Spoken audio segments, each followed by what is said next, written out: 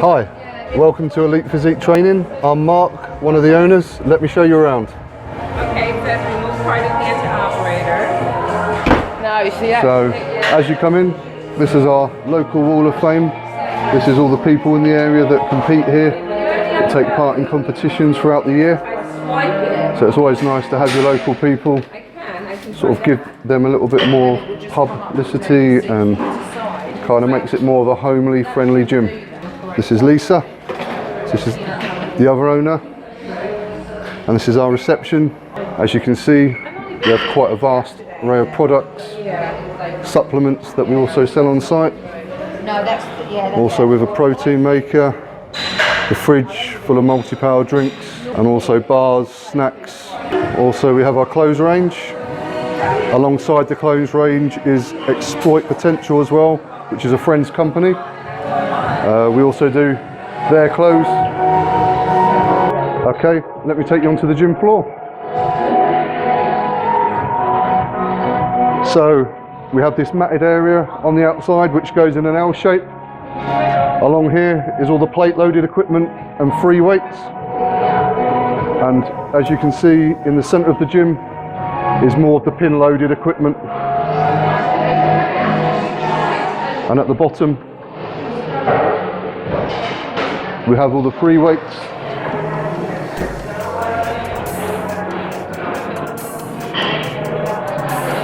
Free weight area goes from 2.5s all the way up to 60s. Also with barbells and kettlebells.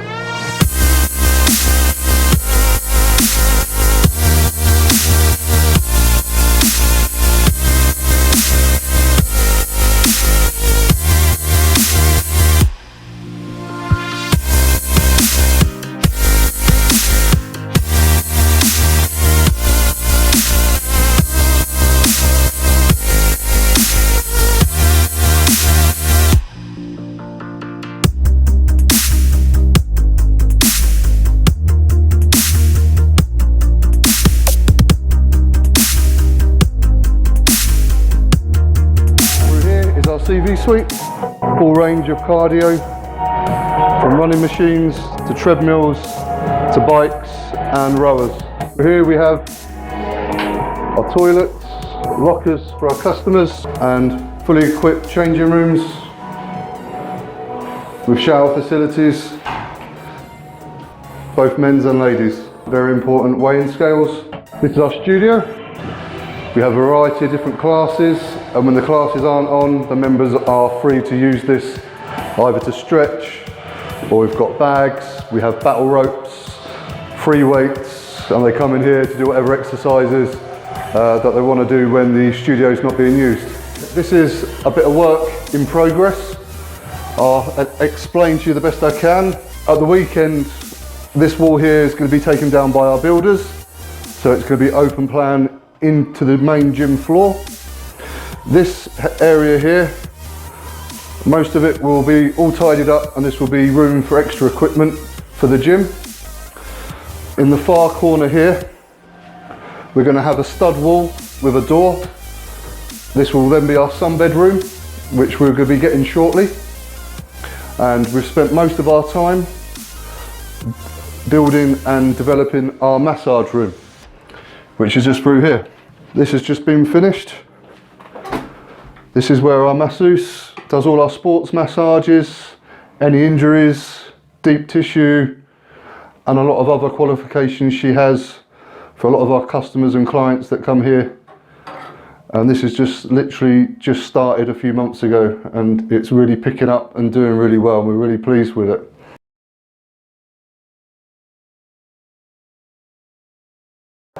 Hi everyone, today we are here at Elite Physique Training Gym, and we have Mark here, which is one of the co-founder and the owner of the gym, and he's happy here to share with us his success experience. Hi Mark. Hi. Hi, so may I just ask you what or who inspired you to open a gym? I've been training probably since I was 17, always been in a gym. It's always been a big part of my life, and I guess my training, I've always wanted to have my own gym. So basically, it was your dream? Basically, since yeah. very early Yeah, days, right? yeah, since about 17. I've never stopped. It's just a passion that I've always had. And sort of the end goal was sort of having my own gym for myself. So But that's great. So basically, we can say that your dream came true. it is, yeah, and hopefully it's just going to get bigger and better. We had the idea in about March, April. That was when we wanted to do it. And we found this property. Okay. But to get our license and do all the kind of legal stuff for us to actually open took us till October. So you're kind of looking from sort of March, April till October.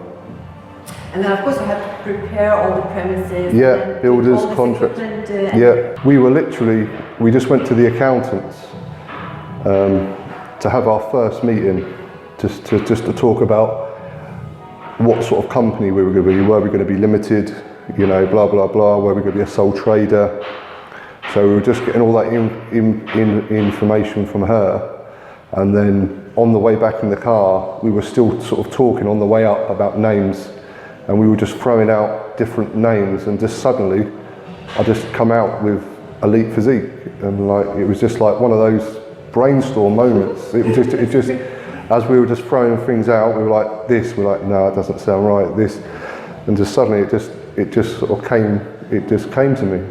It just comes to me in the car, and we were like, yeah, and we both agreed there and then. They're like, that's what it's going to be called, and yeah, it was just and we just kept it.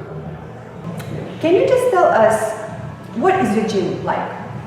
It's a gym for everyone, even though we've got heavy duty equipment and we sort of do a lot of strength and conditioning, and we have a lot of people that compete. It's open to absolutely every single person. We've got students up to a gentleman that comes here who's 82, Wow. who used to be a coach back in the day. He used to do powerlifting himself, but he still loves to keep fit. So we've really got a wide spectrum of people here. Like I say, from people that are just wanting to keep fit to the other end, through people who compete. So That's great because you're kind of flexible to everyone, from a very young beginner to someone who had competed in life. Absolutely. And just yeah, people that know what they're doing. We set up fitness programs, diet plans, you know, from people that just want to start from scratch, or if people know what they're doing, you know, we try and cater for literally the whole. Do you see a gym different compared to other gyms? A little bit. I say we're a little bit more personal, just with the experience that we've had. I'd like to think that we're a lot more personal with our customers, where some of these bigger gyms, they're a little bit more clinical. You just come in, go out. They don't really have that one-to-one with their customers. We kind of, a lot of customers that come here, some have injuries, some compete, some are beginners, some have illnesses, and we have the whole experience to kind of cater for all of them. And I think that kind of makes us a little bit more unique.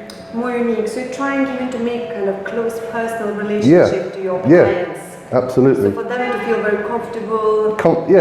Even in well, it's like psychological. Even with the environment that you've got people that compete to people that have only just started.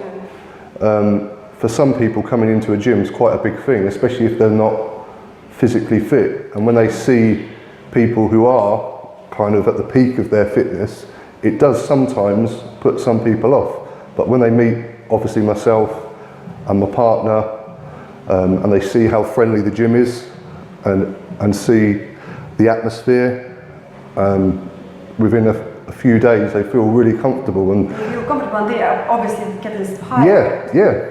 Do you think that one of the things which might actually make people to come here and train?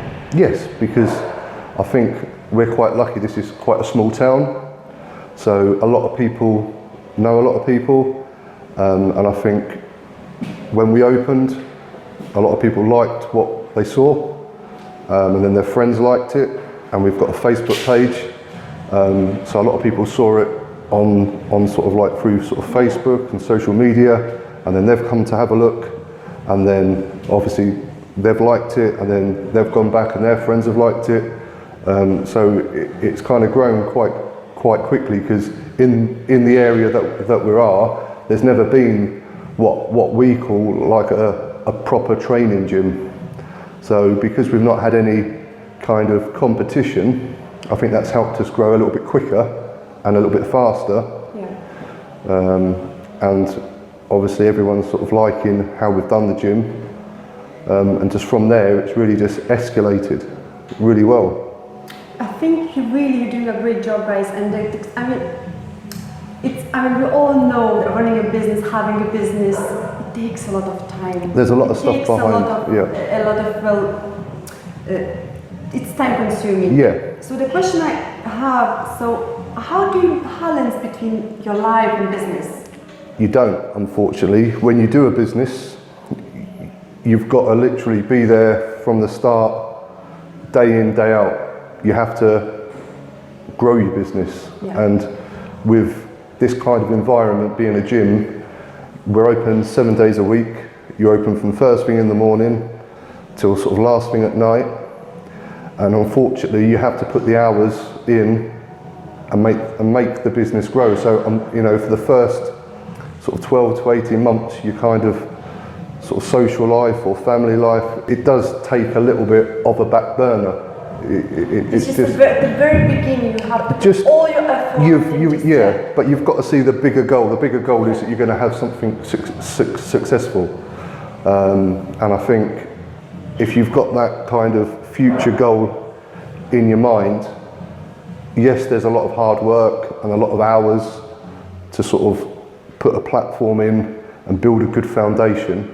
But once you've got that, then you can kind of just slowly have a little bit more of a balance. Yeah. And now we're only just over 8 months in. We've got someone that works for us now.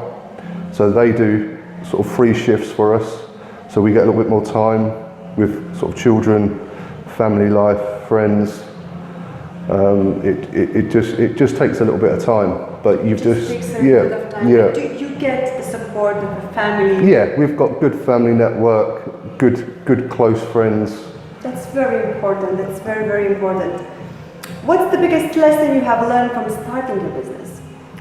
I would say all the stuff that people don't see, sort of all the legal side, all the licenses you've got to have, all the insurances, accountants, solicitors, premises fees, all them little things that people don't realise you have to have before they start, actually. Before you even think about sort of getting a gym, especially your licence. Like, you have to have a leisure licence. You can't just rent a building and just decide you have a gym.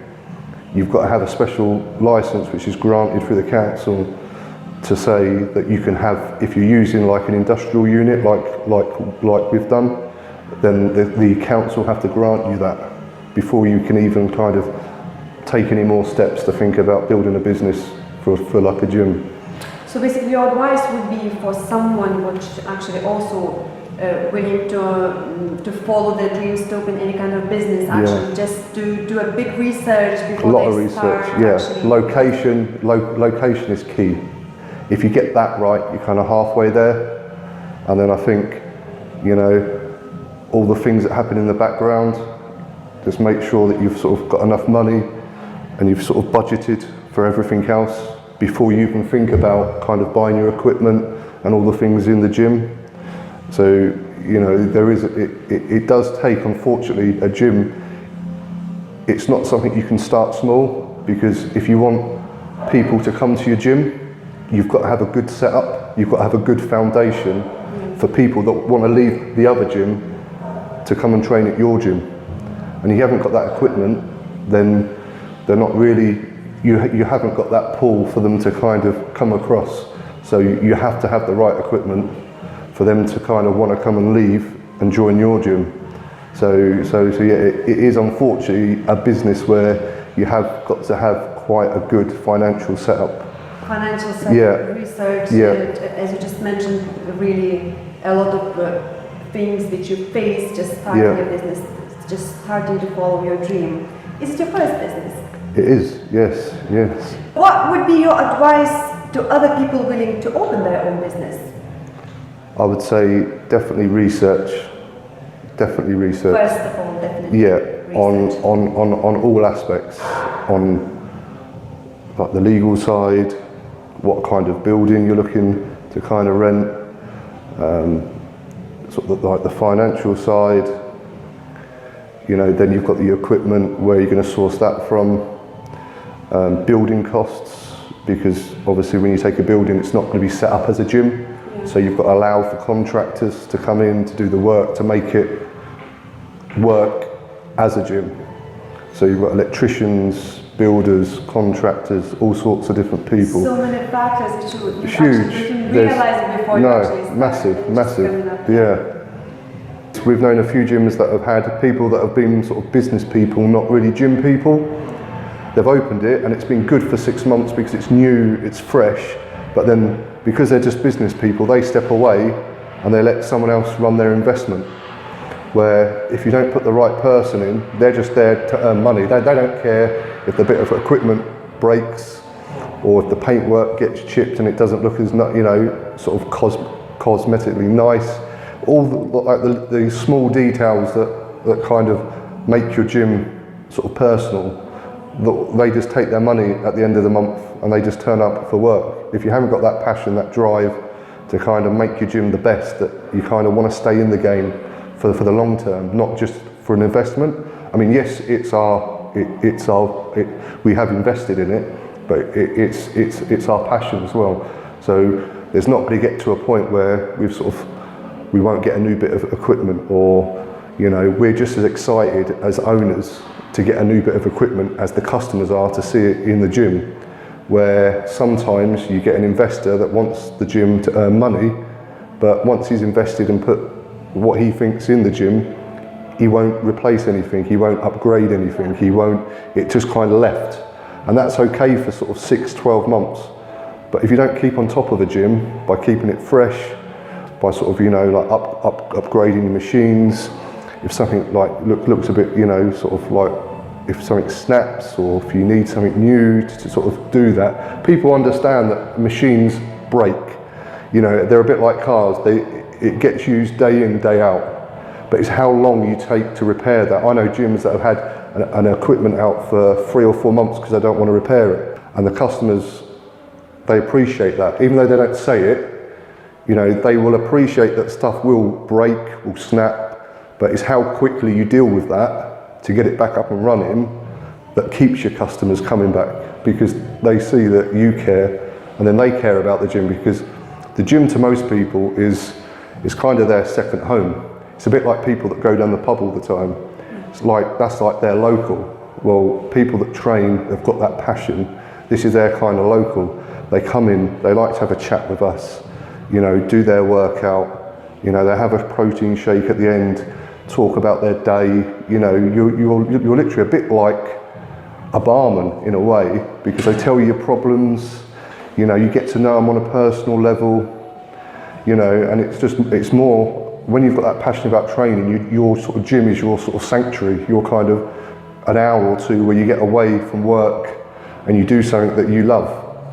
And when people see that obviously you take care of your gym, that you're always on top of things, you know, that's how you keep your customers.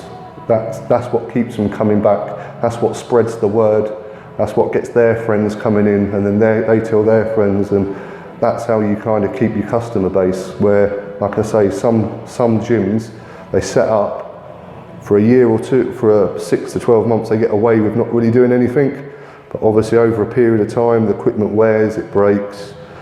The people that run it are only there for the money. They haven't got the passion like you have.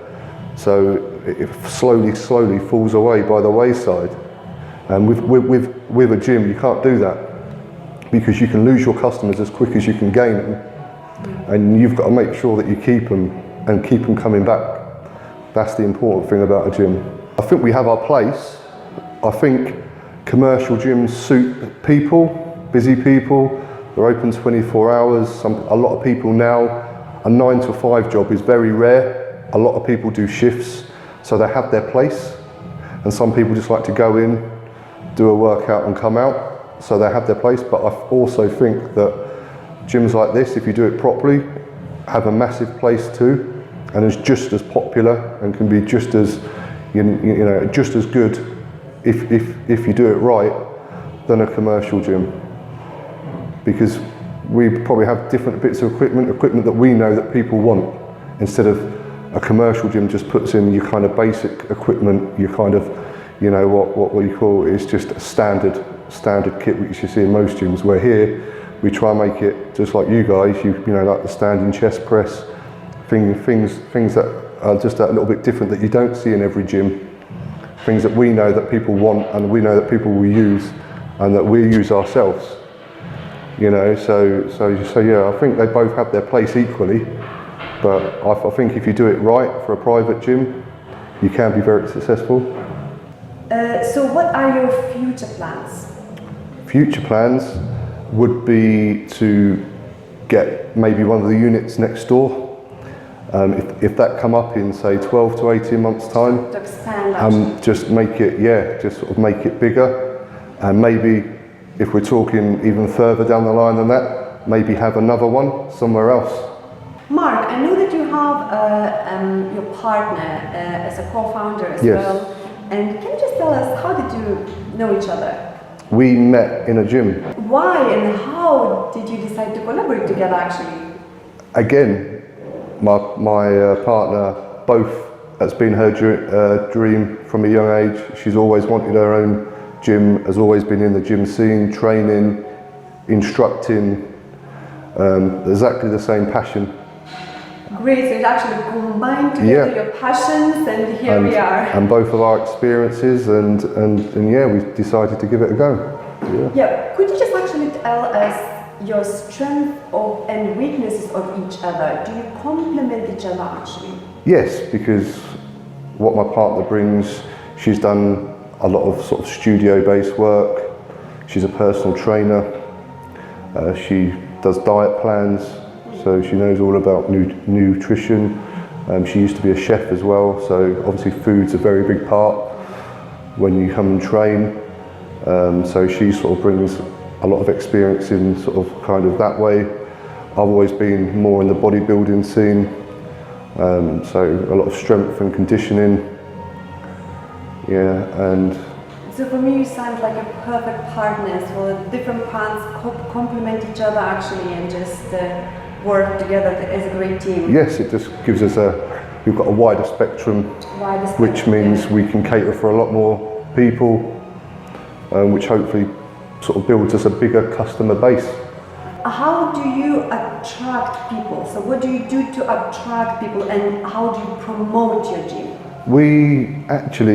We didn't do too heavy advertising. We did a big leaflet drop when we first opened in the local area. So that was the first thing you did actually? First thing, we got sort of leaflets sort of made up.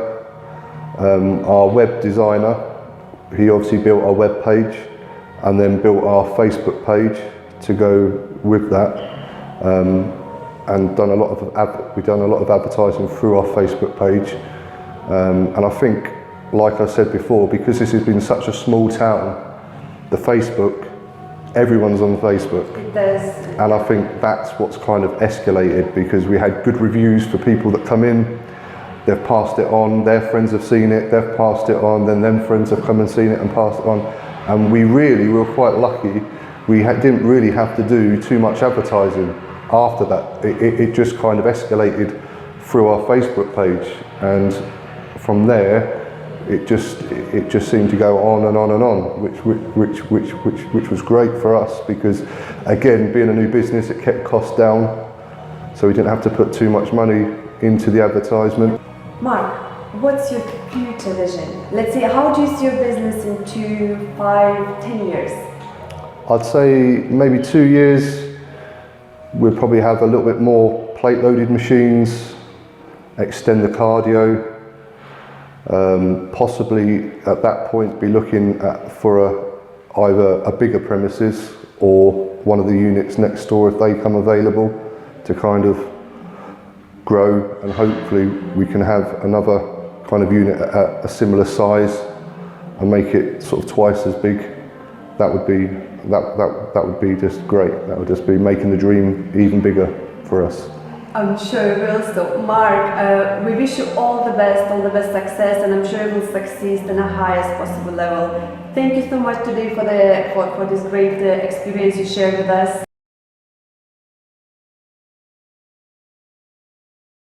Somehow looked very different, and it looked very, as he described, personal, not very commercial. So you kind of feel cozy and nice in here, you know, when you just enter the doors. It's like very, very homey.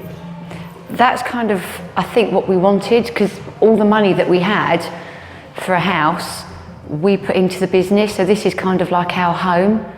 So I suppose we've made it how we'd want our own gym to be. What was the main inspiration to open a gym? The main inspiration, the main twist you got in? I just love anything about health, fitness, healthy lifestyle. I've lived it since I was 6 years old. I've always trained, and I've done this job for 20 years, and it's never felt like a job. It's just my love, it's my passion, and I've just always wanted to have my own place that I could make my own, and I suppose give me to people. I never really had the guts to do it until I met Mark. It was Mark that kind of gave me the encouragement to say, yeah, you actually can do it. But it's perfect, because you and Mark, you are both the co-founders for this business, and actually you just complement each other. Because the question would be, how would you describe your strengths and weaknesses of each other? How do you complement each other there? Do you know what we just do? We don't actually think what we do for each other. It just happens naturally. Whereas Mark very much will manage the gym very well, I'm very much a people person. So as I'll do all the programs for people, individually made, tailor-made for their food, for their exercise. Mark's more into the bodybuilding side, I'm more into strength and fitness and the whole lifestyle. So I just think that the two gel together. It's perfect, yeah, it's amazing, really. I know that, basically, to have your own business, it's really, really time consuming. Yeah. Especially when you start. So how do you balance your life and your business? Gosh. Sometimes I wonder why. I don't know. I think we work well together, so we plan our hours. We've got somebody that works for us. Believe it or not, I will switch off by going out for a run with my dog. That's how away from here, that's my time. Or just spending time with my children. So anyway, probably you get a lot of support of your family as well. Oh, huge support from my family. Very important. Yeah. So, how would you describe your gym? How it's different compared to other gyms? I think this is made with more genuine love and passion for what we do and for what we believe in. I haven't opened this to become rich. I've opened this as long as I've got enough money to pay the bills, get the food, everything my girls need. To me, that's enough. I'm not in it to become a millionaire. It's just to give a lot of what I have to other people. So what's the biggest lesson you've learned when opening your business? Wow. The worst lesson I've learned is actually the time away from my children. I hate it. I've never had to spend too many hours away from my children. I've always worked around what they do. They're old enough now to be left on their own, but I still have that draw that I need to be there. So as a working mum, running a business, I find that very hard at times. Very hard. So what would be your best advice for someone like you who has a desire to open or follow a dream to their own business? So what would be your first and best advice? Actually take a big deep breath, realise within that you can do it. And you can do it. Yeah. So speak. what's possible? Yeah. Everything is possible. Speak to your friends, your family, those who really know you, who will always push you forward and encourage. Definitely. Yeah. What are your future plans? I would like to expand this gym, like go out widthwise or go up and have another gym. That's what I would like. What do you think, what attracts your customers here? What makes your customers to stay loyal? We asked them that question actually. I have asked them when it came through. Most of the people said what attracts them is myself and Mark. We make them feel welcome, we make them feel they actually want to be here, they feel they're going to get something, they're going to get the progression, they're going to get the help and the advice. And we don't charge for that, we just give that freely. That's great. People have said they feel like this is like their community centre. This is where they come and socialise. We've had 2 people today just come in and sat at the desk for a cup of coffee, didn't train, but just come in to chat. That's amazing. So yeah. How do you promote it? How do you advertise? We mainly social media. Mainly social media, Facebook, on self-advertising, t-shirts, our car, family and friends. We've put an ad in a magazine, and yeah, that's it really. We haven't done a great deal of advertising. A lot of it is word of mouth. How do you see your business, your gym, in about 5 or 10 years? Even if we changed one person's life in the time that we've been here to a better, healthy life, I'd be happy. Make them realise that they can actually, or achieve a dream, albeit if they lose weight, or they can walk a mile when they never used to be able to. You know, if people can change their life like that, I'd be happy. A food diary, so about 5 to 7 days of what you eat over that period of time, your medical history, exercise history, the reality of how many times you can actually come to the gym, foods you like, foods you don't like, and just put all that together and just tailor make it for that person. And then what I usually say is go away with that program. If there's things in there that you don't like, come back to me and we'll adapt it. We just tweak it until they get something that they actually can work with realistically. I get people ready for bodybuilding shows. I've worked with people, people who were actually armchair bound, who are so overweight they couldn't actually get out of the armchair, to actually being able to go out and walk, be active. I've worked with all different types of people. I've worked with a few famous people as personal trainers, class environments. So you do also classes? Yes. Do you yourself run the classes? Yes. Most recently, I went to the local supermarket here because a lot of their staff were overweight. So I actually went to the manager, spoke privately with the manager and just said, this is who I am, this is where I work. If I come in and promote a better lifestyle for your staff, bring them here.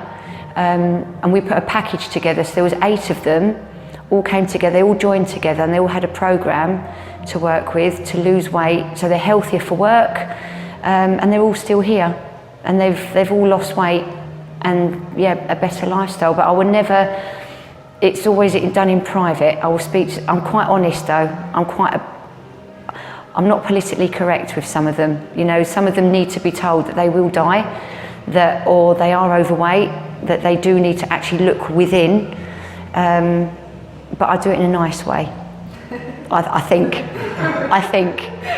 So I'm told I do it in a nice way, but I will say, I won't say to somebody, you know, somebody is overweight and they're fat, that is what I will say to them, and just say, you might still be a nice person, but you're not a healthy person. Yeah. You know, you're short in your life. There are always ways, it's just how you say it. Yeah, yeah. I think when you live a good lifestyle and then you eat food that isn't good, you feel dirty, or you don't feel nice inside. Yeah. You just feel lethargic, sleepy, and yeah, I do like life. But those fat people, they don't know how it's like to be healthy. We always felt bad, so we don't have nothing. No, that's right. What I usually say to those people, the way I get them to change is gradually. And it is very gradual. So if they're used to eating fast food every day, they will still eat fast food, but only 4 times a week for the first 2 weeks. Then they'll cut it down to 3 times a week until it gradually. Actually, what would be your advice for someone who just lose their patience? Just lose their patience. Because it I've- requires a lot of commitment. I've done a few things with different people. There was one lady I actually stopped training her completely because she just, although she did the exercise, she would still go and reward herself with cake, with chips, so she actually ended up gaining weight every time. And in the end, I just said, I can't put my name to you, because she'd said that I was her personal trainer, her advisor, but she didn't change at all. So I actually did say I wouldn't train her anymore. She came back to me about 6 months later.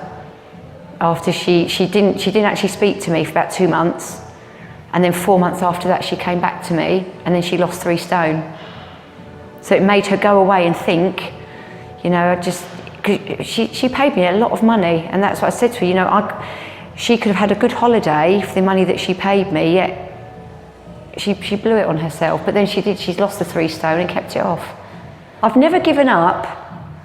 I think I used to be a chef before I did this 20 years ago, and I always wanted to be a personal trainer, but again, I never had the courage to actually go out and do it. But it took a friend of mine to actually, he died at 26, literally dropped dead, brain aneurysm. And as a result of that, I thought, do you know what? I'm going to change my life. I'm going to do what I want to do. And that's what I've always kept that with me. And I think him dying, not just my life, but like our other friends, we all did different things to change our life because of him dying. And I think that's what spurred me on, I think. And now you're helping other people. Yeah.